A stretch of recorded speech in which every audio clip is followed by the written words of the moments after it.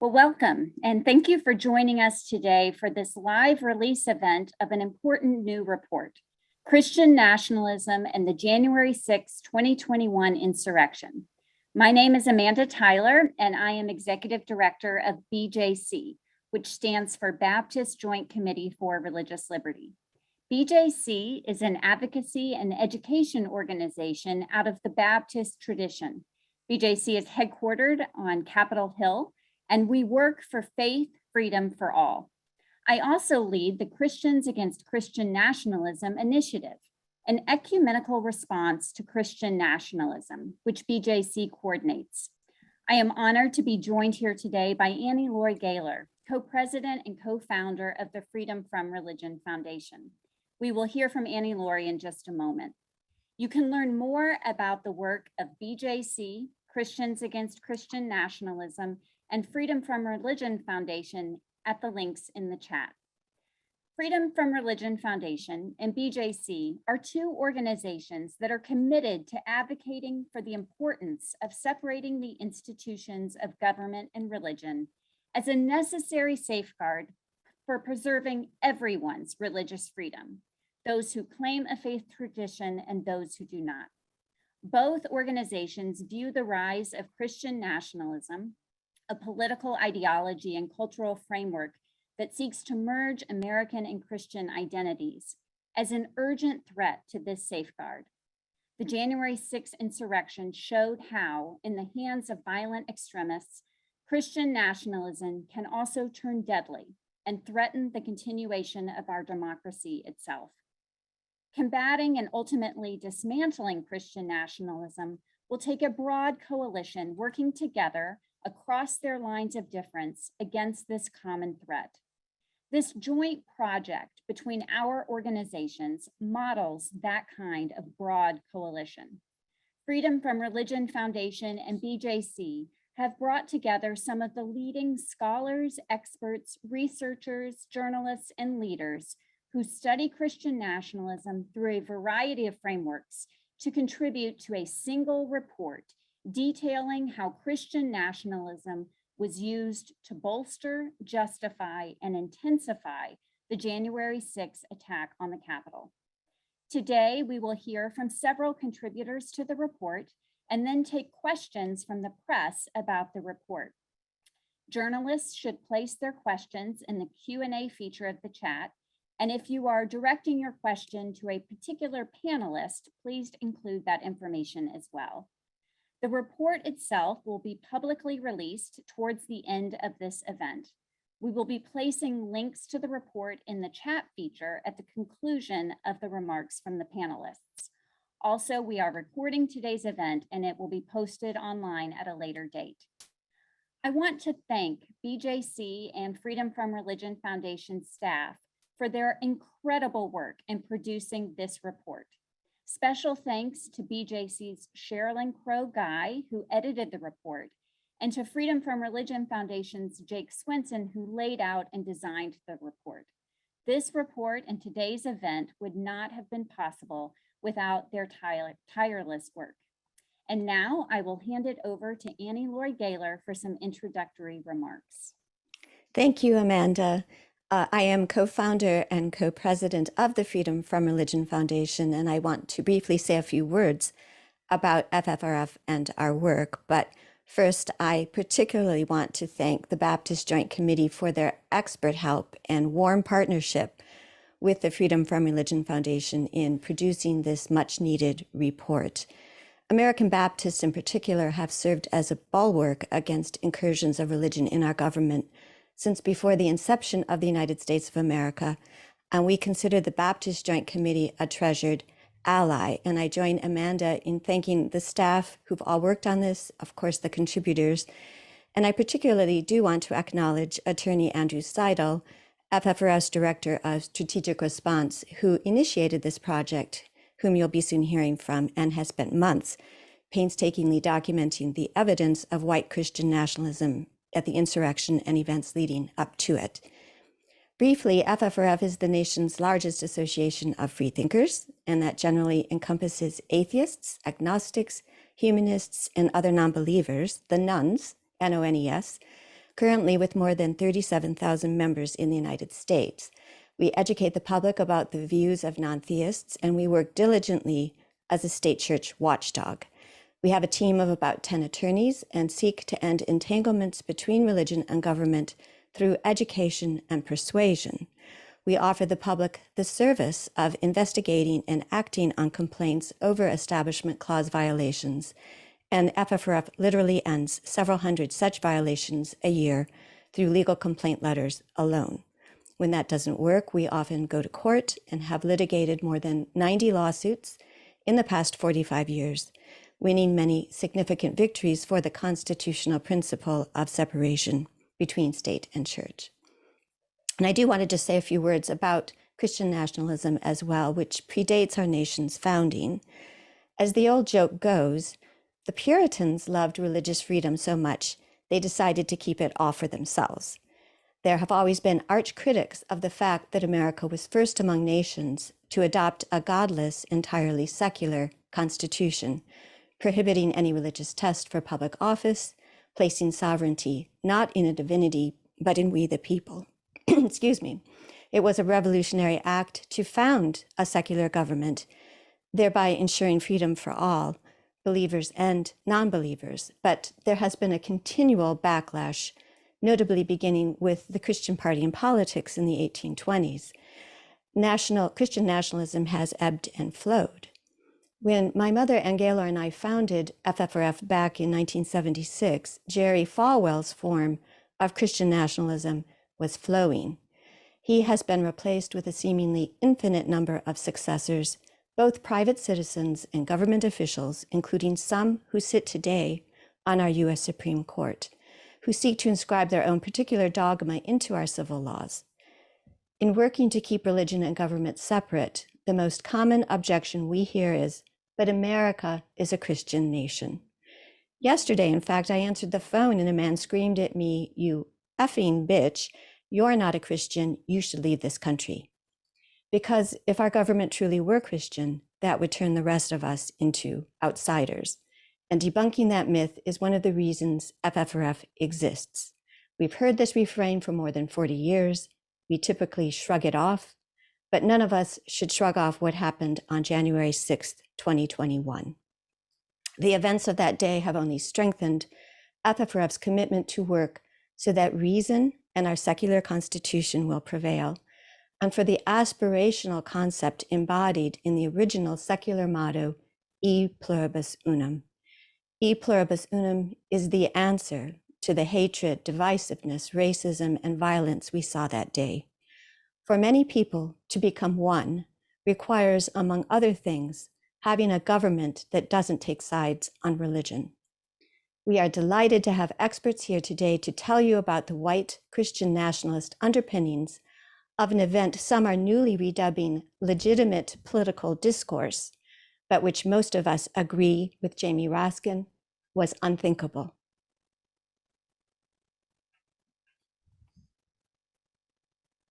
Thank you so much, Annie Laurie, for those wonderful introductory remarks. And now we will hear short presentations from some of the report's contributors about their sections of the report. First up, we have Andrew Whitehead and Samuel Perry. Andrew Whitehead is an Associate Professor of Sociology and Director of the Association of Religion Data Archives at the Center for the Study of Religion and American Culture at Indiana University, Purdue University, Indianapolis. Samuel L. Perry is an Associate Professor of Sociology at the University of Oklahoma.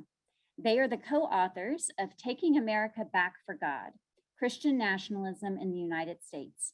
Their contribution to this report is titled, What is Christian Nationalism? Thank you, Amanda and Annie, and it's so good to be with you all. In our work, Sam and I conceptualize white Christian nationalism as a cultural framework. So a collection of myths, traditions, symbols, value systems that idealize and advocate for a fusion of Christianity with American civic life. And the Christianity of white Christian nationalism doesn't necessarily refer alone or only to Orthodox religious beliefs, although it does. It also is really more of a conservative ethnocultural and political orientation. So research on white Christian nationalism suggests that this ideology combines several different elements that we find, including moral traditionalism that's rooted in hierarchical social arrangements, authoritarian social control that justifies violence and militarism, and also strict ethno-racial boundaries surrounding national membership, civic participation, and social belonging. So as you will see in the report, white Christian nationalism is strongly and positively associated with believing that, quote, outside agitators like Antifa and Black Lives Matter were in the crowd that day, and also strongly and negatively associated with believing then President Trump held any blame for escalating the violence or spreading misinformation that encouraged the riot.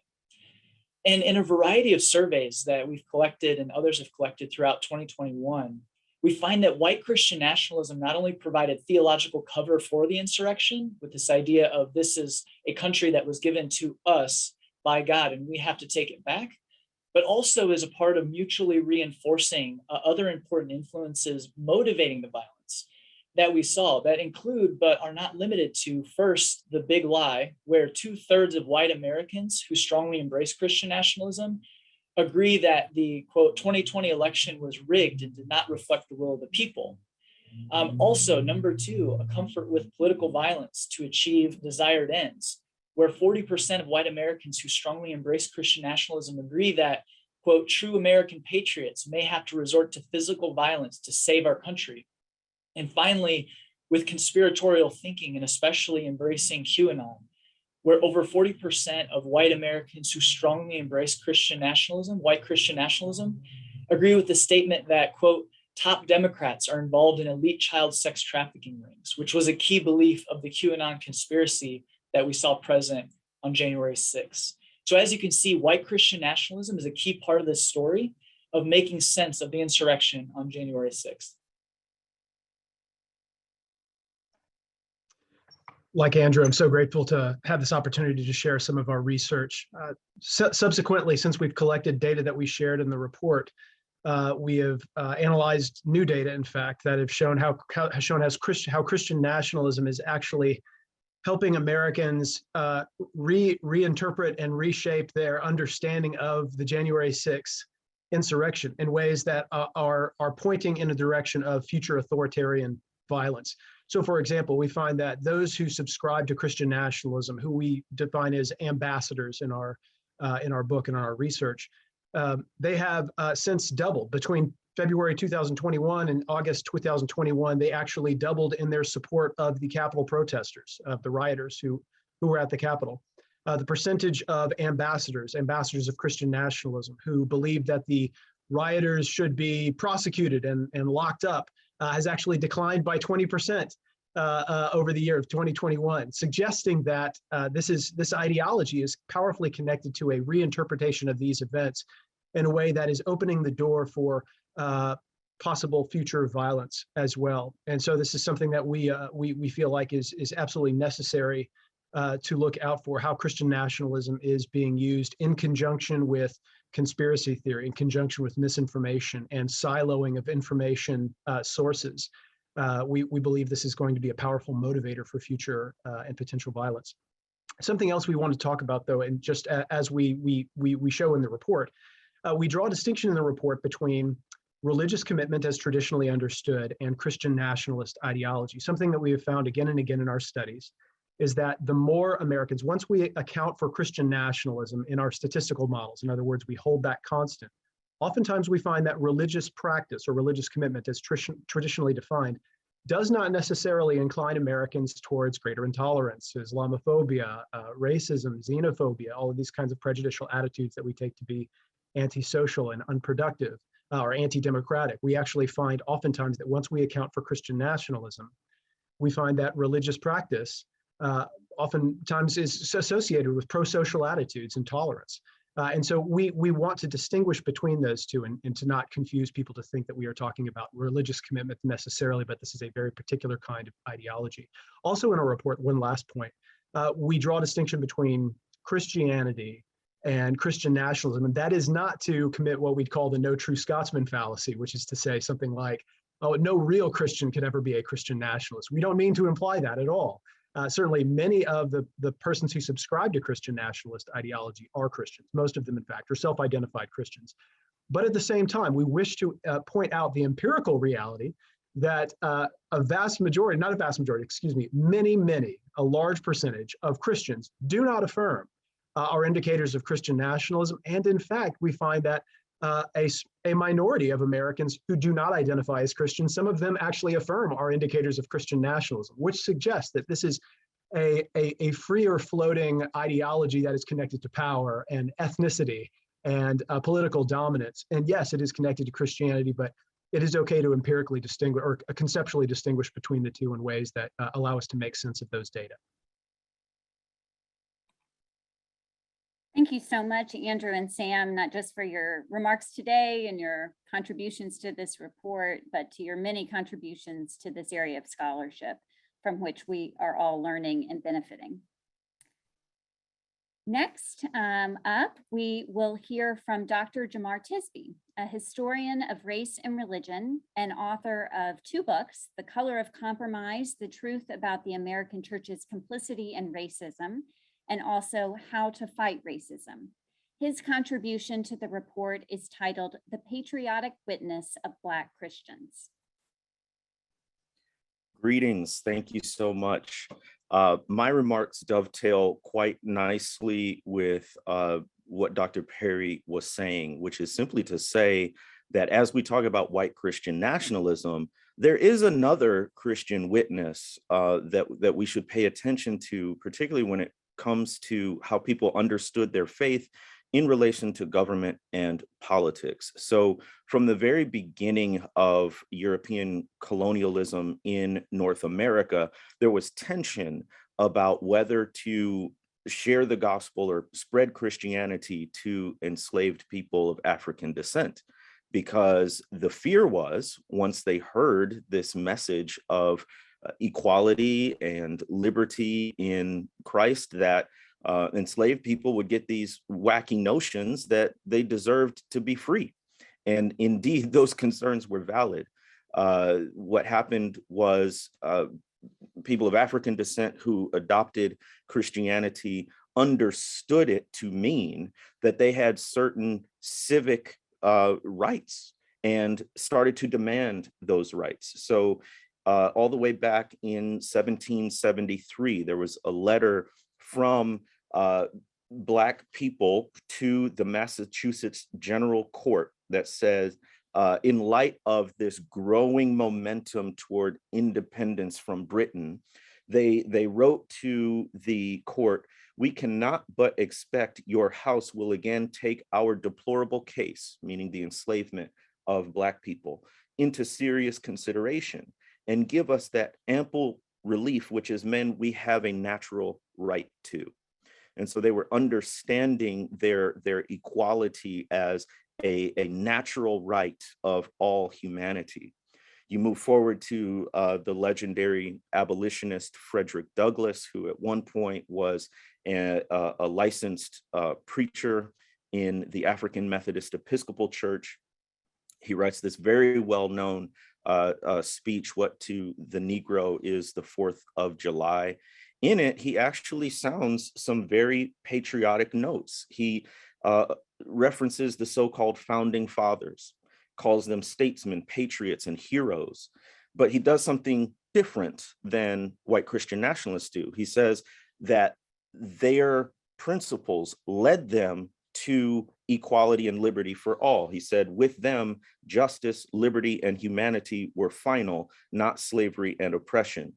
Douglass may have had rose-colored lenses on as he said that statement, but his point remains that if the nation was to remain faithful to its ideals, then it would lead to liberty and justice for all. And even in the civil rights movement, one of my historical heroes, Fannie Lou Hamer, gives this powerful testimony in 1964 at the Democratic National Convention, and she uses the phrase, "Is this America?" And she is reciting her very terrifying testimony of being harassed and threatened and terrorized because of her pursuit of voting rights. But she very much saw her pursuit of civil rights as in line with her Christianity and her faith. And she was calling, as many did, the nation to live up to its stated principles and ideals. So in conclusion, it is the idea that although white Christian nationalists have an understanding of religion that leads them to a very exclusionary, xenophobic, racist expression, there are other examples, such as Black Christians, who have understood their faith as motivating them toward multiracial democracy. And so it causes us to think again about the role of faith and religion, and also how we might engage certain religious groups in freedom in the context in which we're talking about. Jemar, thanks so much for those remarks, for your contribution, for your prophetic leadership in this area, and for this really important reminder about an alternative way for Christians to engage in the public square that is constructive and unifying and not destructive, as Christian nationalism surely is. Our next presenter and contributor is Katherine Stewart. She has reported on the religious right for more than a decade. She is the author of The Power Worshippers: Inside the Dangerous Rise of Religious Nationalism. Her contribution to the report is titled Network of Christian Nationalism Leading Up to January 6th. Thank you so much. I want to thank the Baptist Joint Committee, FFRF, and my fellow panelists for this important conversation. Christian nationalism played a decisive role in former President Trump's attempt to overturn the 2020 election. Most of us have seen the Christian nationalist placards and flags in the January 6th assault on our Capitol, and all that, signage and symbolism. But the connection goes much deeper.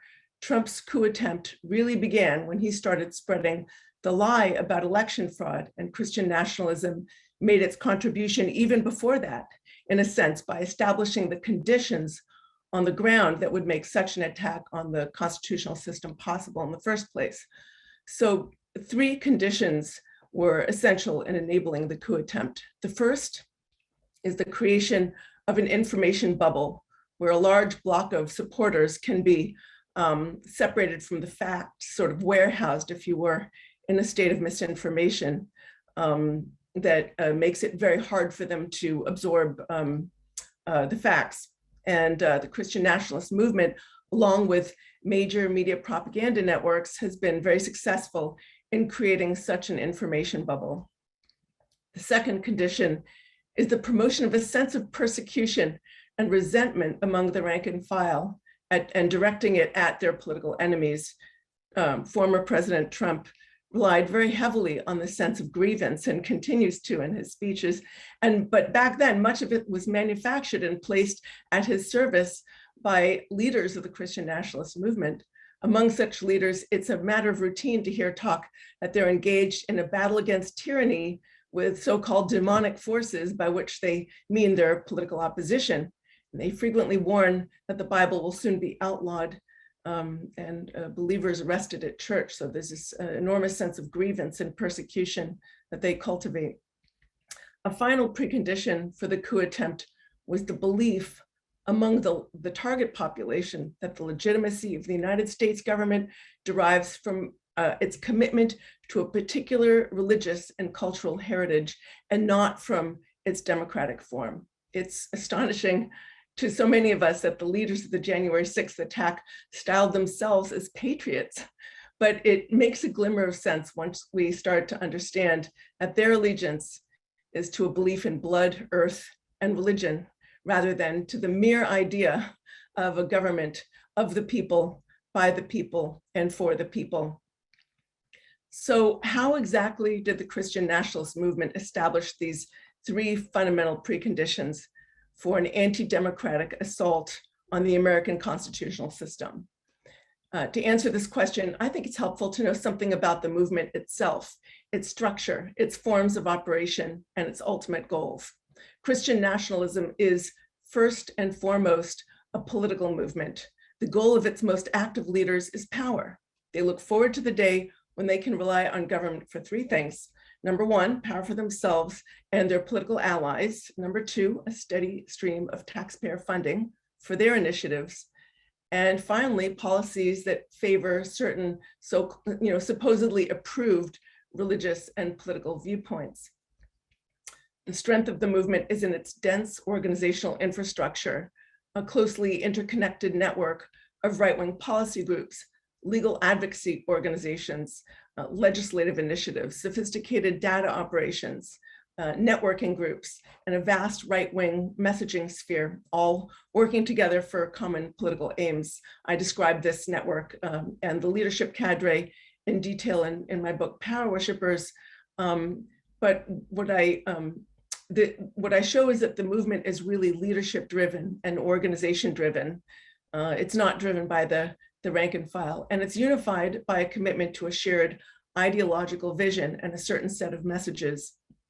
The right-wing conferences and strategy gatherings and other presentations that I have attended and reported on over the past year, audiences were told repeatedly and heatedly that America is and has always been a Christian nation, that the Bible is on the verge of being outlawed, and that the 2020 election was corrupt. In fact, at some of these gatherings, there were elections integrity experts in attendance and speaking, and that's sort of something that's really changed over the last couple of years. When Mr. Trump launched the effort to overturn the election by promoting the lie that it was stolen, let's consider where some of the most militant and coordinated support came from. Just one example, the Conservative Action Project. It's a group associated with the Council for National Policy, which serves as it serves to coordinate many of the movement's most powerful leaders. So this organization, the Conservative Action Project, CNP affiliated, made its position clear in a statement issued a week before the insurrection. It called for members of the Senate to, quote, contest the electoral votes from states that were the focus of Republicans' baseless allegations. And by then, prominent movement leaders, including people like Charlie Kirk, Eric Metaxas, and so many others, were already echoing or actively promoting the lie of the stolen election. Some others, like Michael Farris, he's the president and chief executive of the religious right legal advocacy group, Alliance Defending Freedom. He provided, he and many like him provided indirect, but no less valuable support by concern trolling, I would say, about supposed constitutional irregularities, as they called it, in battleground states. None of the leaders appeared willing to condemn Mr. Trump for his involvement in an attempt to prevent the peaceful transfer of power.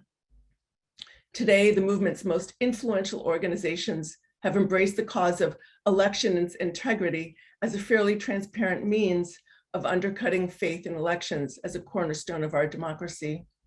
In other words, the movement appears to be preparing the ground for a similar type of initiative or a continuation of the first.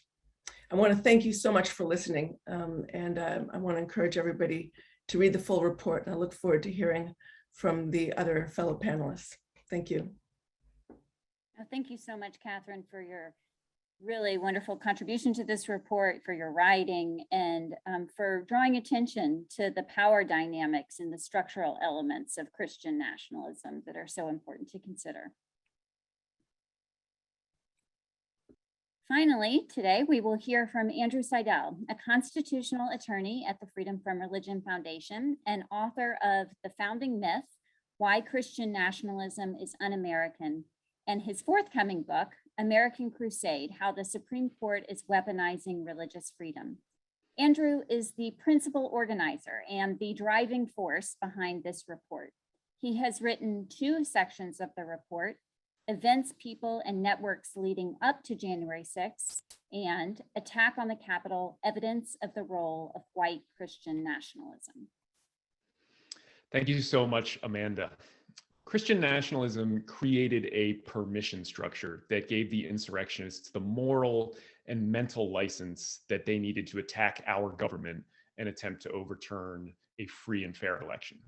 And the evidence is overwhelming, indisputable, clear. The attackers told us loudly and repeatedly what they believed and why it justified the attack. They told us about their Christian nationalism.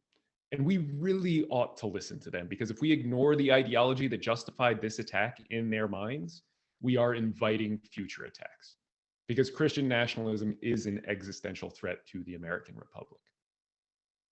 Christian nationalists held dry runs between Election Day and the attack, including the Million MAGA March on November 14th, the Jericho March's Let the Church Roar rally on December 12th, the Women for America First rally also on December 12th, and the One Nation Under God prayer rally at the Supreme Court on January 5th. They believed and they openly claimed that they were doing the will of God. The crowds waved the same Christian flags and signs that were ubiquitous during the attack. The same speakers, including Roger Stone, Alex Jones, Mike Lindell, Ali Alexander, who founded Stop the Steal, and Michael Flynn appeared at these rallies, preaching ever more belligerent messages. And the unifying theme across all the events, speakers, and crowds was Christian nationalism. The Million MAGA March on November 14th began with a prayer, and it was infused with Christian nationalism, like claiming that America is founded on Judeo-Christian principles. And that prayer really set the tone for everything that happened later. The Proud Boys attended that rally. They knelt in prayer, and then they later rampaged through the city, burning and stabbing. And these dry runs continued right up until January 6th. And one example that's in the report is the Jericho March. And this is a group that was founded by two federal workers who were sent visions from God to, quote, let the church roar.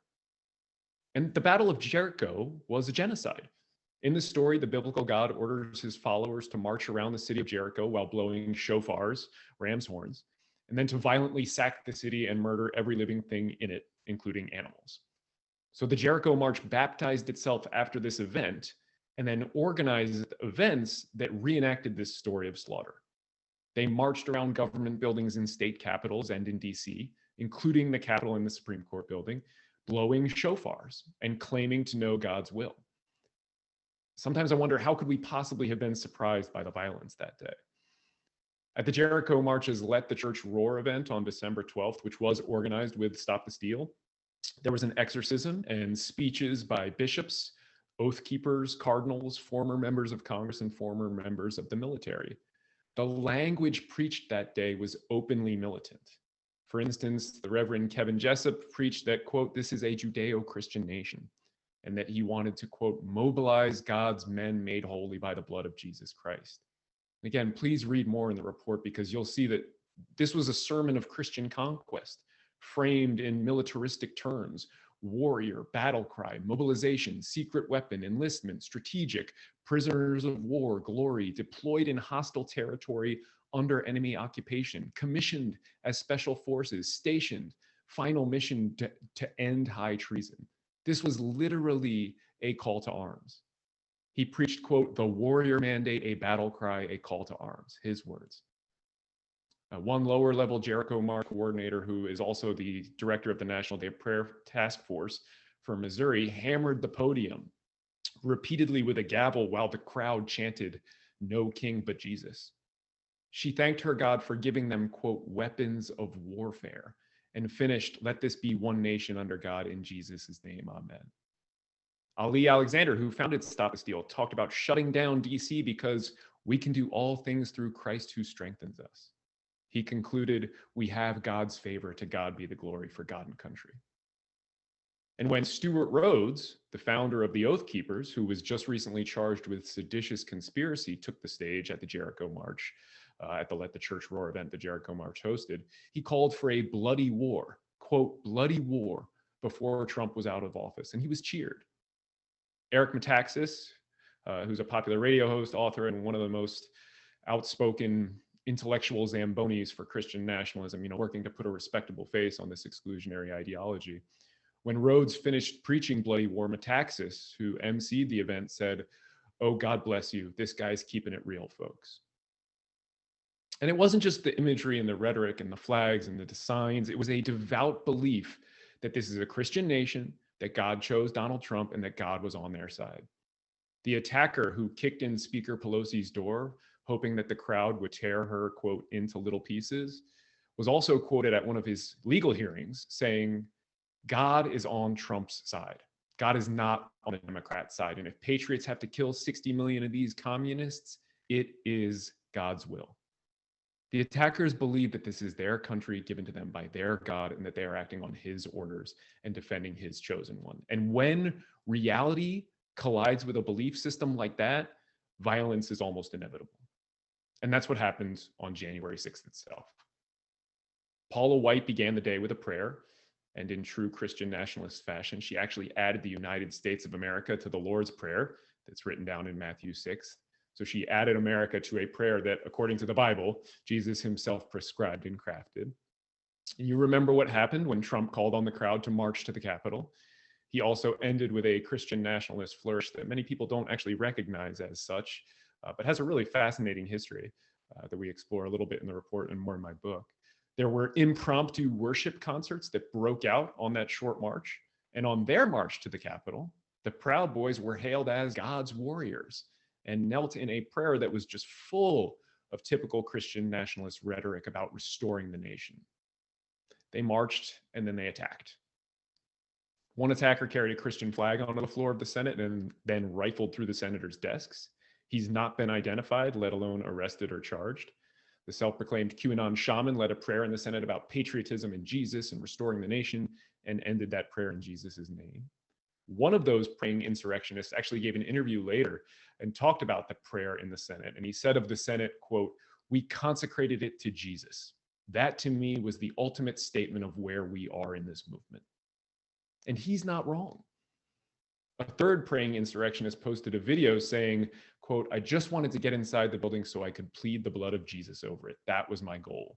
And then he spends 40 minutes recounting every action he took that day, all of it, he believed, directed by God.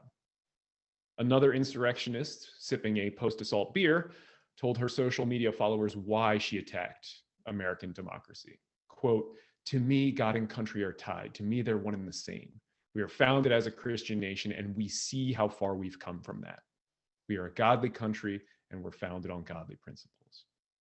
And as Andrew and Sam mentioned, right, the idea that we're a Christian nation and Christian country and have slipped from those founding principles, that's a central tenet of Christian nationalism. And the imagery from that day is now infamous, and nearly all of it has a tie to Christian nationalism. And sometimes it's obvious, like, right, the huge wooden cross around which people worshiped and prayed while draped in Trump flags. But sometimes you have to look a little bit deeper to see the Christian nationalism.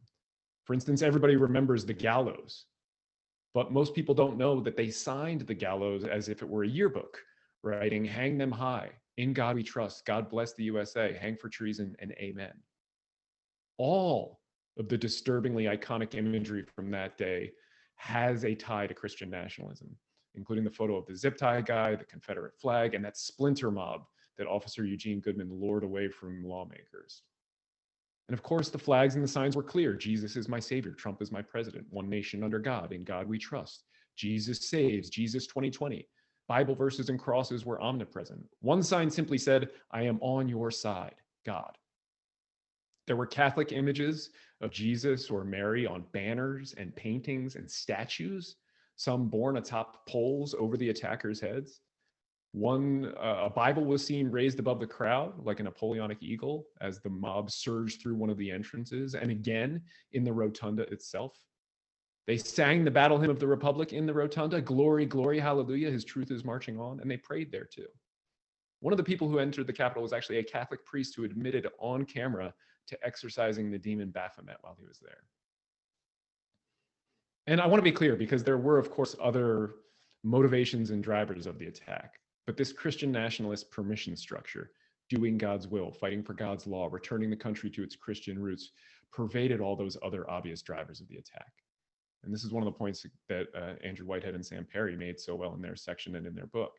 These groups united under the banner of Christian nationalism.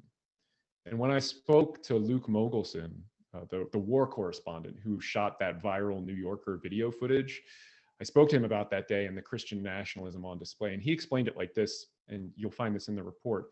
He said, "The Christianity was one of the surprises to me in covering this stuff, and it has been hugely underestimated.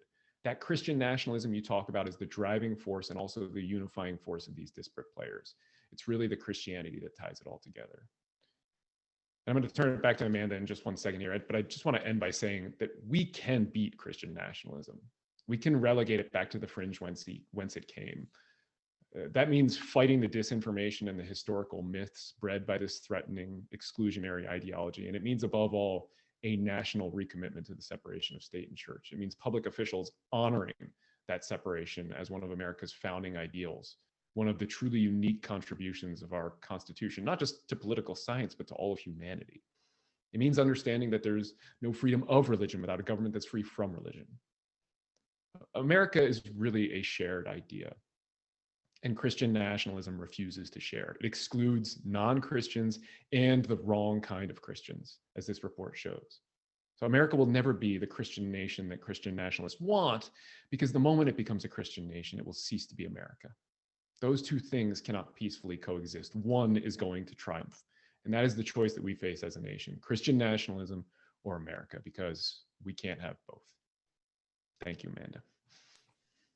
Thank you, Andrew, for your comments here today and for your contributions to this report, which I do believe is the most complete accounting of examples of Christian nationalism, not just on January 6th, but in all the events leading up to it, that has been put out to date. And in just a moment, we will be linking to the live report. The report, people on this webinar are seeing it publicly for the first time, so we are going to be linking to the report. I did also contribute to the report and just want to give a small or short summary of that contribution as well. I wrote the introduction and also a final section on Christian responses to Christian nationalism after January 6th.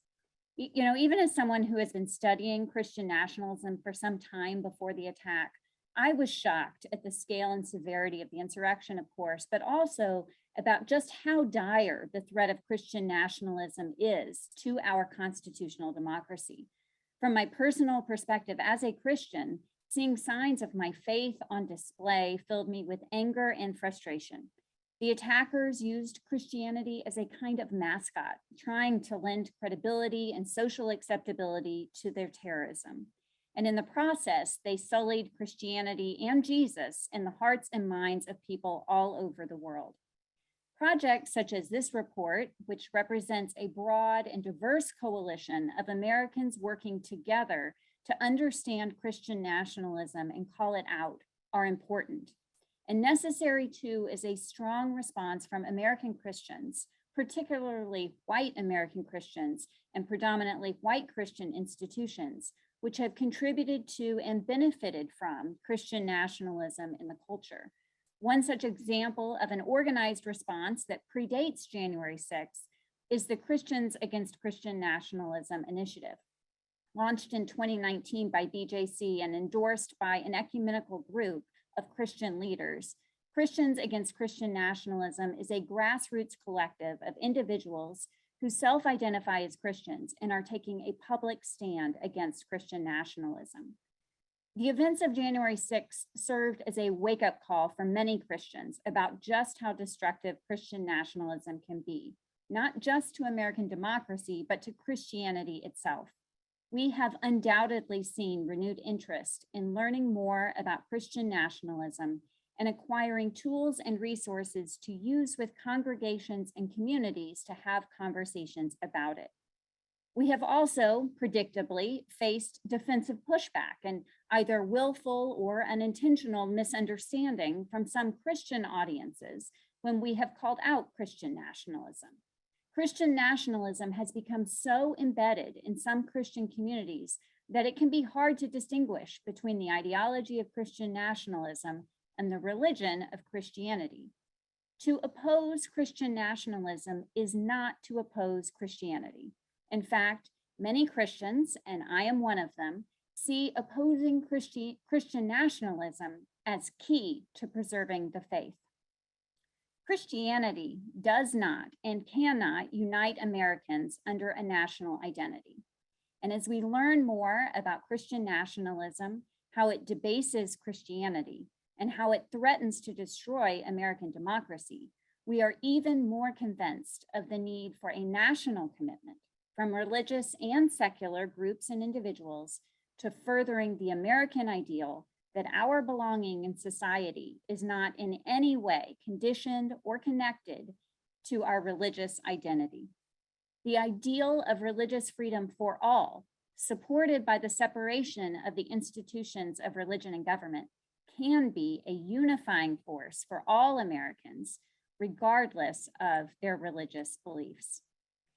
And on that, we are going to shift into our question and answer time. And we have some wonderful questions on here from both journalists and from members of the public who have joined us. I'm going to start with a question.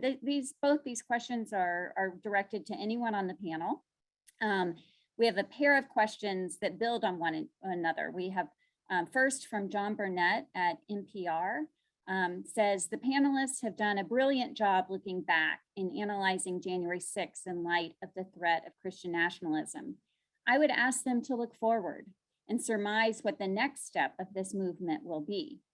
Will it be rallying congregants and voters for the midterms, challenging the results of 2022 or 2024, more marches in Washington? Has the movement been unusually quiet since January 6th? And then kind of adding to that, we have a question from Jack Jenkins at RNS, Religion News Service. To add to John's question, I'm curious to hear the panelists' thoughts regarding what Christian nationalism looks like going forward, especially given its involvement with the anti-vaccine movement and a resurgence of Christian nationalist sentiment in right-wing extremist circles. So 2 wonderful questions, and whoever would like to answer. Open. Well, I'd like to respond very briefly and then leave room for other panelists to respond as well.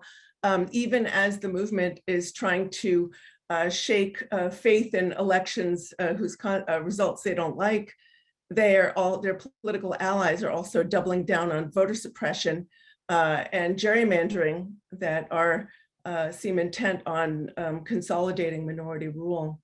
And I think that a sort of discussion of the broader aims of the movement wouldn't be complete without an acknowledgement of the fact that they are really committed to, and we all just saw what happened in Alabama with sort of racist gerrymandering that disproportionately affects voters of color.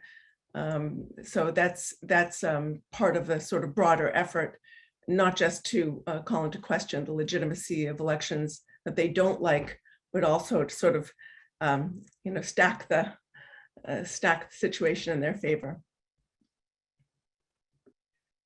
I agree. And just to add on, the goal of Christian nationalists politically is to use legitimate democratic processes and co-opt them to create their version of a Christian America. So we're seeing that mobilization at the local level, at the state level. We're also seeing it in other institutions such as K through 12 schools.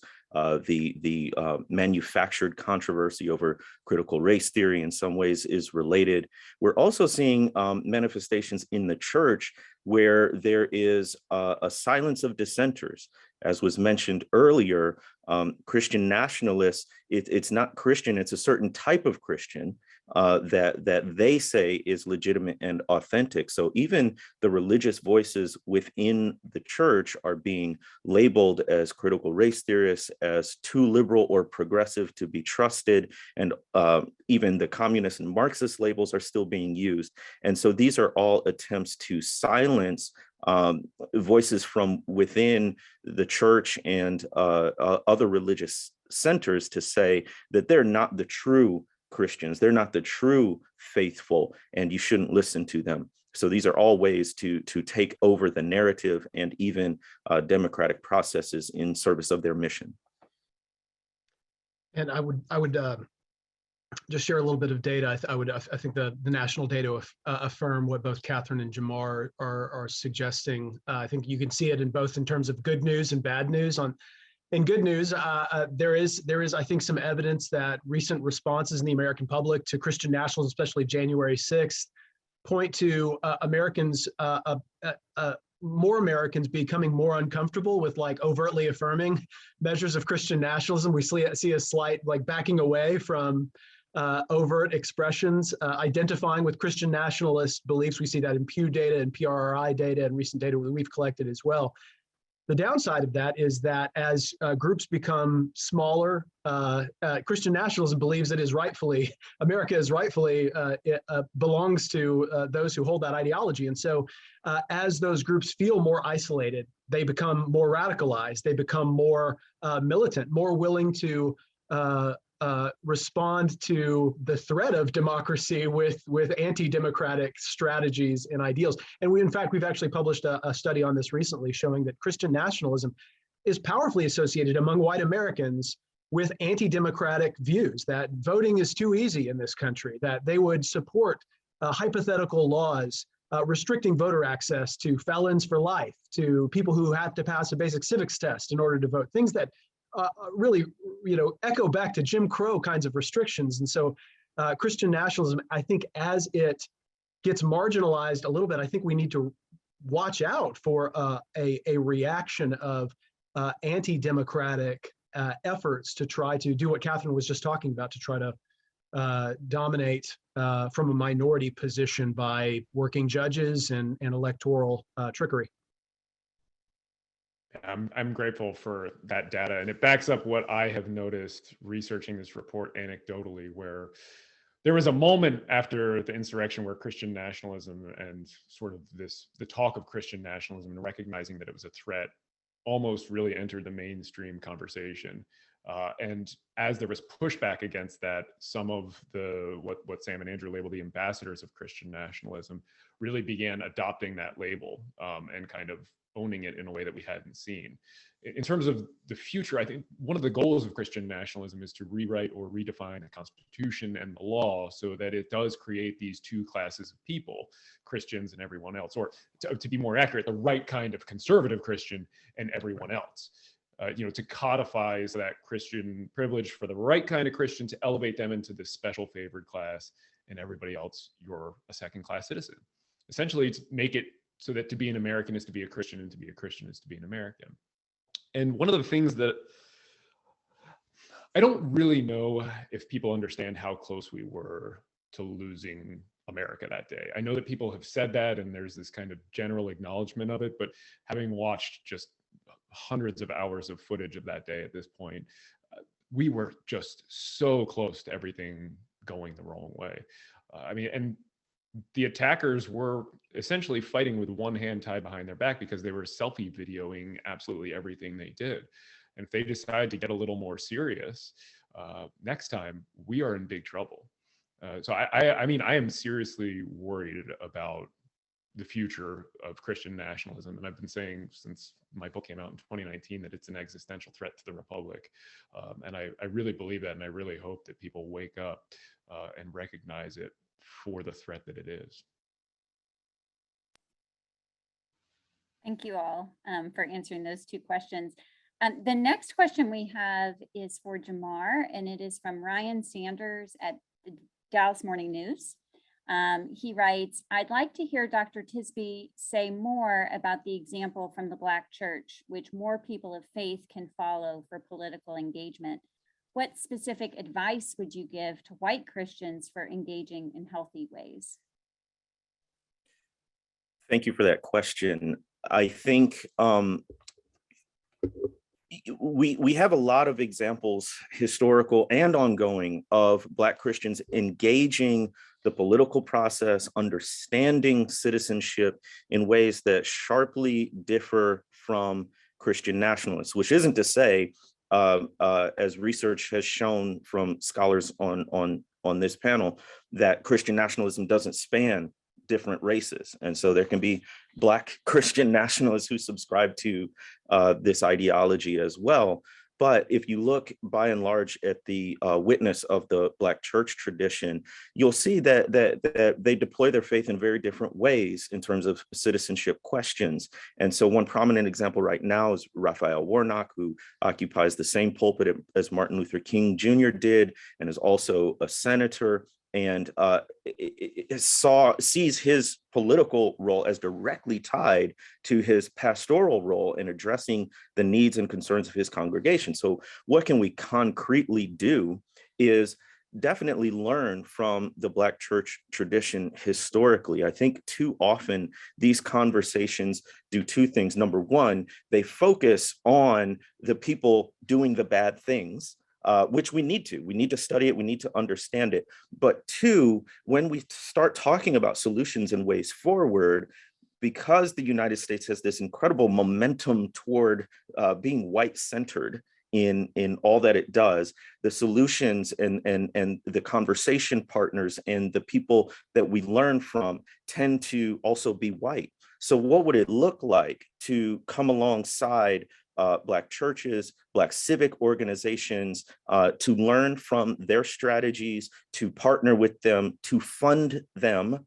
A lot of these organizations struggle with basic monetary funding, and to carry on the tradition, what I call the spirit of justice that has pervaded many Black religious circles. So I just don't think as a nation, we have really undertaken to look at marginalized people groups, not just Black people, but lots of different marginalized people groups, and see them as actual leaders in this struggle. Absolutely. Our time, hard to believe, is almost up. So we have time for one more live question. But journalists, we are going to save your questions, and we will get those to the panelists after the fact in case we are able to answer those directly for the stories that you're working on. The last live question we'll take today, though, is from freelance journalist Sarah Stankorb. She says her question was prompted by Andrew Seidel's contribution, but she's happy to hear from anyone. What sort of rhetoric are you seeing now since the insurrection? Meaning, as in the months prior to the insurrection, Christian nationalist sermons and speeches had been those of conquest. What terms are applied at rallies now by these groups and ministers looking back at the insurrection? Do they perceive it as a failed conquest or a major battle or something else? Basically, I'm wondering, how is it being mythologized now? I think Katherine is best placed to answer this first. I'll let her go, and then I'll tack on. Thank you so much. I think the rhetoric is getting harder and hotter on every level. I attended the last Road to Majority conference and annual strategy gathering that happened in late spring last year, and there was a sort of mainstreaming of the idea that democratic organizations were referred to as demonic organizations. There was reference to if we don't win elections and restore America as a Christian nation, we're going to go under the control of the enemy, demonic possession. This kind of very dehumanizing language that's being used to describe people who happen to take political viewpoints. I think that's very dangerous. There's also a kind of this ideology called Seven Mountains Dominionism, which is the idea that the correct sort of Christians, of course, should dominate or take over the seven boulders or mountains of culture, including government, law, entertainment, education, things like that, the sort of main peaks of civilization, and sort of that ideology was really on the fringes of this movement for many years, and it's come out into the open. In fact, that Road to Majority conference and other subsequent conferences have had Seven Mountains workshops where the sort of rhetoric was openly embraced. So January 6th, insurrectionists were hailed as heroes and good guys. Eric Metaxas, I believe it was, he said, we don't defend our guys even when they're good guys. Or maybe it was Dinesh D'Souza who said that, but several speakers sort of were speaking about how we need to stand behind the, that was Dinesh D'Souza actually. I think Eric Metaxas said, anyone who doesn't stand up for those guys to me is any Republican leader who doesn't stand up for the January 6th folks, to me, I'm sort of paraphrasing, he said, to me, they're dead, they're dead, meaning I'm not going to support them and none of you should support them. So it really shows the increasing kind of extremism of the movement. And thanks so much for the question. And that's what I've seen too. I've seen similar rhetoric, treating the insurrectionists themselves as freedom fighters and as martyrs. I mean, and at its baseline, the permission structure that allowed the insurrectionists to attack, doing God's will, fighting for God's law, by nature, that can't be wrong in their minds. So there's not that ability afterwards to look at it and say what we did was wrong. That shouldn't have happened, and to kind of reassess and question. Instead, it's a doubling down. And that's what you're seeing. That's what Katherine is talking about.